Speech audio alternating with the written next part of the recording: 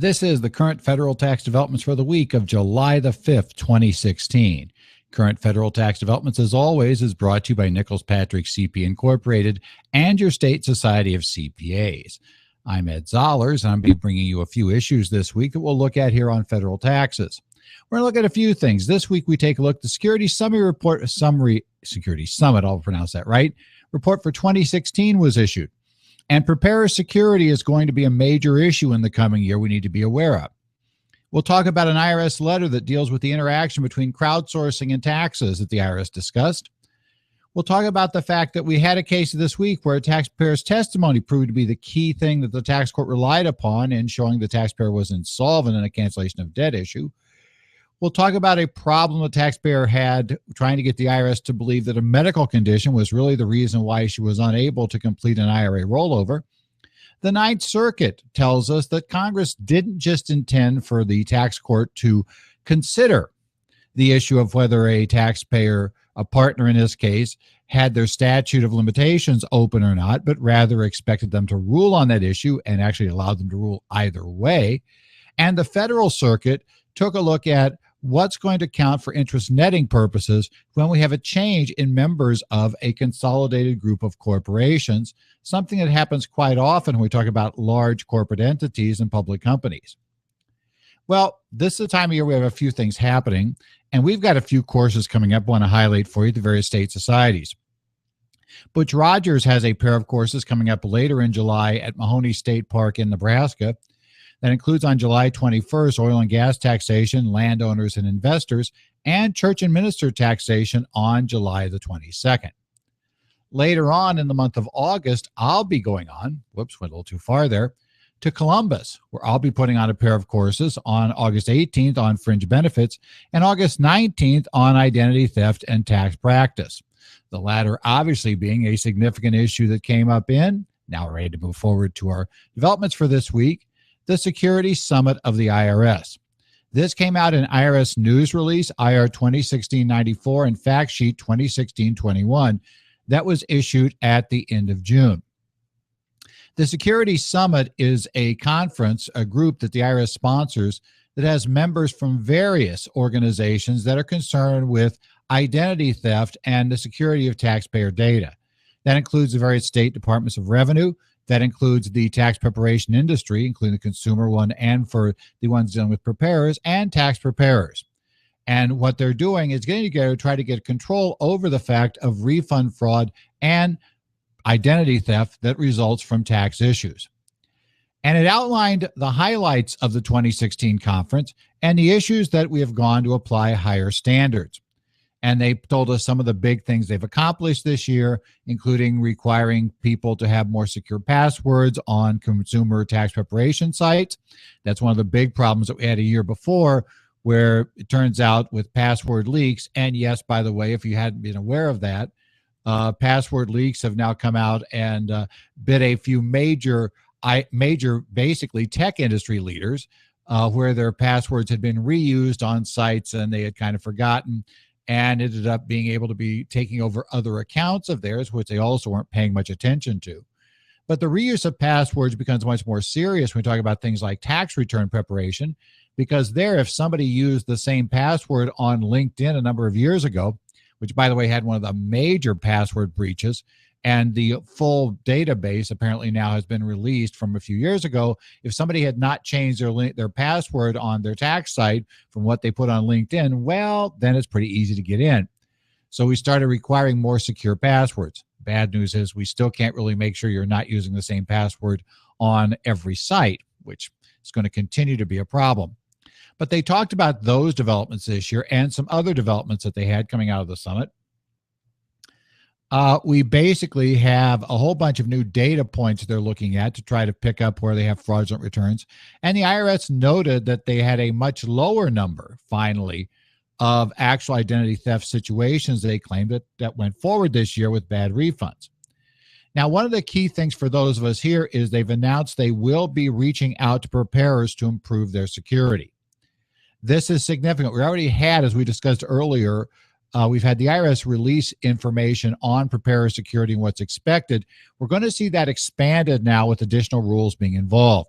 Some people may have noticed this week the newest update to QuickBooks is requiring more secure passwords if there are personal identifiable information in a database.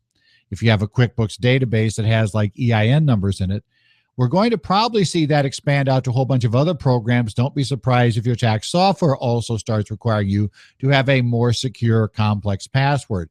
The idea being if somebody breaks in your network, they can't just go directly and log in the tax program. They've got to be able to give a more secure password to get that done. We're going to see reach out to the preparer community by the IRS looking to try to get preparers to be involved in this. We've already seen attacks on preparers where people are trying to take over tax preparer systems, infiltrate them, maybe quietly, in order to both get the data that's there and to use them to file fraudulent returns, because those returns will look like they're coming from a good site. Finally, the program and the news release and the fact sheet talks about some of the 2017 programs that we'll be seeing. We're going to see an expansion of the W-2 verification code that ran as a test this past year, asking for putting verification codes on W-2s that will allow them to do some checking before the actual W-2s are sent in to the IRS. So you'll probably see the payroll services start to expand that. And I would expect eventually all payroll service W-2s will have that on it. We'll see more data elements are going to be checking to try to spot returns that are fraudulent. There'll be a new ID theft center they'll be establishing for the IRS to do this. And as already mentioned, there'll be an awareness campaign for preparers. Be sure to look for all of this coming up here. We're going to see a lot more developments, and this is something that's simply not going to go away. Expect a lot more to come out this year and expect it to require you to make some changes in your practice. That simply is how it's going to go.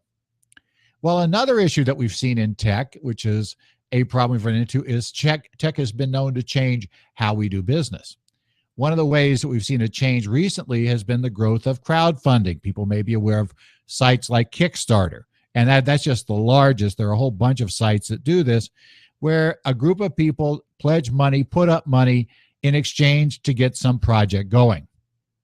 It's a growing method of funding for startups. In fact, Forbes had an article on their website that noted that this year we're going to expect for this to actually grow to, look at my notes, $34 billion of crowdfunding money this year, which will exceed what's expected to be invested by the venture capital industry this year in projects.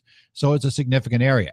The problem we've got into is what's the tax status of these? Now, these projects, people put money up, they put money in, the project gets running. In some cases, if the project doesn't meet its goal for funding, the money's refunded. In other cases, these people may, they put their money in, they might get some sort of special, let's say when the product finally ships, they'll get a special engraved version or some different version that indicates they were there to start the project. Well, the question becomes, what's the tax nature of this? And we had an IRS information letter issued in response to a question about how in the world should this thing be taxed. And the IRS gives a discussion some of the general topics. First, they looked at the Section 61 issues. That is this gross income money that comes in? And basically, as the IRS points out, Section 61 is very broad on what's income. And they note that effectively, you're only going to be able to exclude it under very limited circumstances. First, did you purchase an equity interest? In most cases, that will not be true. These people are not buying an equity interest in the enterprise. We also take a look at some of the other issues. Could it be a loan? Well, you might think, well, it has to be repaid. Maybe it's a loan. And not really. The intention of the parties is going to be to not have this money be repaid. Therefore, it looks, at least to this observer, to be a lot more like a claim of right problem. And then the third question is, well, if it's not either one of those, is it a gift? And even in a case where you don't get anything directly, it still seems unlikely this is the same thing as a gratuitous transfer. So in all likelihood, it appears this money is income. The next question, though, becomes, was it received or constructively received, or when would it be? And for that, the IRS notes you have to look at the rules that are involved and the limitations on the income, and you don't include self-imposed limitations. Some people are attempting to crowdsource on their own, come to my website, give me money, and then I'll do this project if we get enough. As the IRS notes, self-imposed restrictions aren't really going to count in this case. But in other cases, you may have ones where the site, let's say somebody like Kickstarter, really doesn't release the funds. Now we get into a different question. And as the IRS notes, this is heavily a facts and circumstances situation. So in reality, what the service ends up telling us here is that crowdfunding is one of these things where the specific facts of your situation are going to matter. And so our question is going to be, what are those facts? That means you've got to take a look at how things work. It also means, as the service notes, if this is large and seriously important to you, you probably need to be looking to get a private letter ruling, because that's the only way to get something where we look at the specific facts of your case and then take a look at what the law would be in that situation. Next up, we have the case of Newman versus Commissioner, Tax Court Memorandum Decision 2016-125, issued on June the 28th. Now, this is an interesting case because previously we've had cases, and we've looked at some of these here, like the McAllister case, where the tax court was very, very skeptical of a taxpayer who claimed to be insolvent, and in fact appeared to impose a very high standard on the taxpayer in order to prove insolvency in court. That led a lot of us to be concerned with, because we had a lot of people at cancellation of debt last in, basically the early part of this decade after the real estate, especially the home fiasco that came apart and people get out of those mortgages, or they came up for it to be redone. The balloon came due and there was no way to refinance. So there was large COD. Now, in some cases, those were not first residences, so they didn't qualify as primary. So we have problems with cancellation. In this case, what we have is this is a little different. The taxpayer opened a brand new bank account and deposited a check there from another bank and took out $8,000. Now, I'm a little interested in how the guy got the money out of the new bank to begin with, because it always seems like anytime I've ever tried to establish a bank account, even for a small amount, there are huge restrictions right at the beginning. But it appears this guy got the money out the door. Now, when the bank he deposited the check in went to the other bank, well, they refused payment. So basically, now we got a bad check. This guy never made the balance good. What happened was 3 years later, the bank in this case issued him a 1099-C. The tax court in this case did go back to its all-time favorite, the 36-month rule, to look at when a cancellation event took place. If you're not aware of the 36-month rule, that's technically under the rules for filing a 1099-C when one should be filed. And the law generally says if there's been no collection activity and no payments for 36 months, and there's no payments through the end of the year where the 36-month period ends, that if there has not already been an event that would trigger cancellation of debt recognition, that the lender should issue the 1099-C there. While it's an information reporting segment, the tax court has used it regularly for the purposes of determining whether there was cancellation when it was. So the tax court said, okay, it was canceled in that year. That's the correct year. But then it actually, in this case, a little differently than we saw in earlier cases, it accepted the taxpayer's own testimony as believable that the taxpayer was insolvent. Probably took a look at the general information the taxpayer had, did not require, apparently in this case, specific valuation, simply determined that the taxpayer was insolvent, and in this case was insolvent to at least the amount of the $8,000 that was the cancellation of debt in this situation. So the good news is it appears that we don't have things quite as dire and quite the problem that we seem to have in some of the earlier cases, where taxpayers who have cancellation of debt and have an insolvency defense ended up with a ridiculous problem of having to pay huge amounts of money to value everything, which they didn't have, or face tax. It appears that if your taxpayer is believable and it's obvious on its face that the taxpayer is insolvent, that the tax court will consider that. In essence, like quite often when we have cases like this, there are unfortunately facts we just don't know about in detail, but believability of the taxpayer was key in this case. In the case of Newman, the believability of the taxpayer is what allowed the taxpayer to go ahead and get the cancellation of debt income not taxable to himself. Useful in that case. Next up, we're going to take a look at it in this case, private letter ruling 2016-25022, a taxpayer's failed attempt to get the IRS to give them a late rollover of an IRA. In this case, the taxpayer withdrew funds from an IRA to prevent her daughter from losing her home. She thought that they were going to close on the sale of a house that they had before the 60 days were up. So she took the money, because they didn't have the sales money yet, took the money from the bank, from the IRA, gave it to her daughter. Her daughter didn't lose her home, apparently. And then her idea was, well, we're going to close this sale within the 60 days. As often happens, if you don't have a real estate sale closed on the first day, I don't care how much you're sure it's going to close within 60 days, things always seem to go wrong. Anybody who's been through a real estate transaction knows how things go wrong. In this case, it did. At the date, therefore, when the 60th day came by, the sale had not closed, and there were no funds available to complete the rollover. So this is a problem. The money was not paid back in.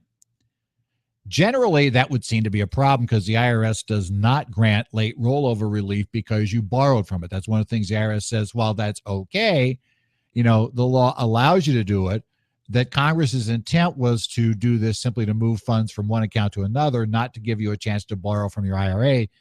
So, yeah, if you stay within the 60 days, no problem. But if you get outside of it, we're not going to bless you for that.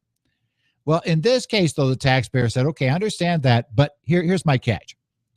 I had medical issues, and had I not had those issues, my husband would have gone out, withdrawn from his IRA, and then that would have allowed us to make that payment. His IRA had sufficient funds, and he could have taken from that. Then we'd have 60 more days. And my medical conditions are what prevented me from being able to do that. So the question becomes, well, does that make sense? And the IRS said, well, we have a little problem with your statement here. First, of course, the funds weren't really available. Secondly, this didn't happen. More to the point, which was kind of interesting, was the IRS noted that this taxpayer continued to work and travel, and that she continued to do all this stuff. They didn't really accept her reasoning that medical was the reason why she didn't complete the rollover. They said, no, in fact, you traveled, you continued to work. You could have easily, you're telling me you traveled, you continued to work, but you couldn't talk to your husband, who had to be the one to go take the money out anyway, to get your IRA rollover done. Doesn't make sense. So because of that, the IRS disallowed the taxpayer's attempt to get, or disallowed permission for the taxpayer to make a late rollover. Again, you've got to be plausible in your reasons. Next up, let's take a look at the issue of, in this case, a TEFRA partnership case, MK Hillside Partners et al. Versus Commissioner. This is case number 1471504 from the Ninth Circuit Court of Appeals, 2016 Tax Notes Today 122-8, issued on June the 27th. Now, this was a problem because we have a partnership that was a tax shelter. But the IRS, as quite often, one of our problems here was the IRS had the shelter, not our problem, IRS's problem. They didn't actually get around to going after the shelter till more than 3 years had closed. So the normal statute was closed. However, the IRS case was going to be against the partner, that there was a substantial omission of income, therefore the 6-year statute would run. Now, the taxpayer, remember, this is a TEFRA partnership. In a TEFRA partnership engagement, TEFRA partnership exam, the first exam takes place at the partnership level. Now, under the code, one of the things you can do, and one of the provisions allowed here under Section 6226, which governs partnership exams under TEFRA rules, allows a partner to step in and protest and raise to the tax court, saying that, wait, the statute is closed on me, so this is irrelevant. In fact, what the code section says, which is Section 6226F, says any person that is a partner under this, party to an action, is permitted to participate in the transaction, essentially, and the tax court basically shall be able to consider the question of whether the statute is open or not for that person. Now, in this case, the taxpayer said, hey, wait, I don't think the 6-year statute doesn't apply. The tax court, therefore, they moved for the tax court to dismiss the TEFRA case, because if that didn't apply, it was an irrelevant case. The tax court didn't buy the taxpayer's argument, but more to the point, ruled specifically the statute was open. Now the taxpayer is upset because that ruling would essentially prevent them, when the IRS goes to assess tax against them, from being able to raise this defense at their level, because that would be relitigating something it already litigated. So they argue that no, that wasn't allowed. The appellate panel said, thanks, guys, but no thanks. We're not buying your story. They said, look, if you read this section the way you want us to read it, you're telling us that the tax court couldn't rule on this case. They can only think about it. They said, well, that seems absurd. But actually, you didn't even say that. You said they could think about it. They could dismiss it if they believed the statute was closed, but they had to keep their mouth shut if the statute's still open. Court said that also didn't make sense. Sorry. The tax court in this proceeding could rule, if you bring this up, they can rule on the 6-year statute. And when they do so, that's going to be binding. Okay, next up in our case, in our final case for the week, we're going to take a look at Wells Fargo and Company versus United States. This is a Federal Circuit case, number 2015-5059, 2016 tax note today, 126-15, issued on the 29th of June. Now, this is a case that had been in the Court of Claims a couple of years ago. Under the tax law, under the rules that we have here, which actually is important if you're a large corporation because there's a significant difference between the rate of interest you pay on overpayments and the rate of interest you pay on underpayments. The code allows specifically for you to basically net periods of overpayments and underpayments. The same corporation can net those payments. So if I'm overpaid in 2012, but I'm underpaid in 2013, I can take that overpayment and net it against the underpayment in 2013 if they're both outstanding. The question, though, becomes, what does it mean by the same corporation when we have corporations where there's continuous changes? In this case, as you can see from the plaintiff is Wells Fargo. And during the time period in questions, there were a ton of mergers and different entities that by the time we got to the IRS assessments at question here had previously been separate banks and now operated as one bank. So the question became, how do we do this? Well, the Court of Claims had ruled that once there's a merger, all those predecessor corporations were considered the same corporation. Therefore, any assessments against any of them, any overpayments by any of them in any year could be offset. Now, the IRS disagreed with that position. The IRS position was very simply that we should have what's called the same TIN rule. Only if the same ID number existed on the return that was filed, on the two returns for the years involved, could you net the interest. The Federal Circuit took a look at this and said, well, we don't think either the Court of Claims or the IRS is correct. The Court of Claims had agreed with Wells Fargo. Rather, they took a look at a different set of situations. What they had in this case was a situation that dealt with. So their first situation they dealt with was, let's say, a case where we have in year one, we have an acquired corporation that has an overpayment of taxes. In year two, the survivor had an underpayment of taxes, and in year three, the two corporations are merged. Effectively, the Federal Circuit said in that case, because the survivor and the predecessor were the same corporation, that effectively, and we have this, they may be the same corporation, but at the time in which the overpayment arose and the time at which the underpayment arose, they were not part of the same group. They were separate. As such, since they were never combined for either one of those, we can't offset the two.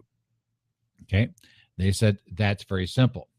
In situation two, we have the survivor has an overpayment in year one and an underpayment in year two, but they merge with another corporation in the interim. The court held, well, in that case, the overpayment and underpayment arose from the same corporation. So because of that, they're saying that's also clearly no problem. The mere fact that we have new parties now that are merged into what had been a corporation a few years ago is no problem. And the IRS agrees with that because that's the same TIN rule, because it would have used the same taxpayer ID number. But now let's take a look at case three. Case three is the third case in this issue. In this case, we have an overpayment, acquired as an overpayment in year one, and in year two, survivor and acquired merge. And in year three, we now discover there's an underpayment for survivor post-merger. Now, the IRS says, well, because of the same TIN rule, you can't net those two. The Federal Circuit said, sorry, we don't buy this. We're looking to see if they're the same corporation, because acquired was merged into survivor. And then afterward, we have an assessment of tax against survivor, which now really is a combination of those two corporations. The same corporation rule will still apply. So for that reason, we can continue to treat that as the same corporation, and we can net the taxes in that case. So in that case, they said, we're going to allow you to treat that as netting. We're going to look at when the membership of the group, when the specific items arose, and look at it under the three cases. So it was a partial reversal of the Federal Circuit, or I should say the Court of Claims, and a partial sustaining, but the logic was different than had been used by the Court of Claims. Well, it's this time of year now. We're taking a look at all the neat things you get to do. Please remember to consider signing up for State Society summer courses that we're working with, because again, that's what brings you this weekly podcast, is our ability to work with the state societies. And there's been a lot of things happening. We have all of those fun issues. You've already now done your 8971s, hopefully, for those groups that got it delayed. But we still have all the neat stuff coming up with the partnership tax changes. We have all the other stuff that may be coming up with IRS developments going forward. All of these things getting ready for the upcoming tax season. You should be sure, check your state society's websites. There are tons of very useful and very important courses that'll be available to you from all kinds of providers. This has been the current federal tax developments for the week of July the 5th, 2016. Be sure to check our website for daily updates at currentfederaldevelopments.com, or at least if not daily, very, very regular updates, shall we say. You can also download a PDF of the articles with all of today's topics on that webpage, on our basically our weekly update page. And be sure to check your State Society of CPA's websites, as I mentioned, for all the full day courses. If you have any questions or comments, send them to Ed Zollers at currentfederaltaxdevelopments.com. You can also follow me on Twitter at Ed Zollers, will be my link there. And we look forward to seeing you next week as we talk about new developments coming up here in the area of federal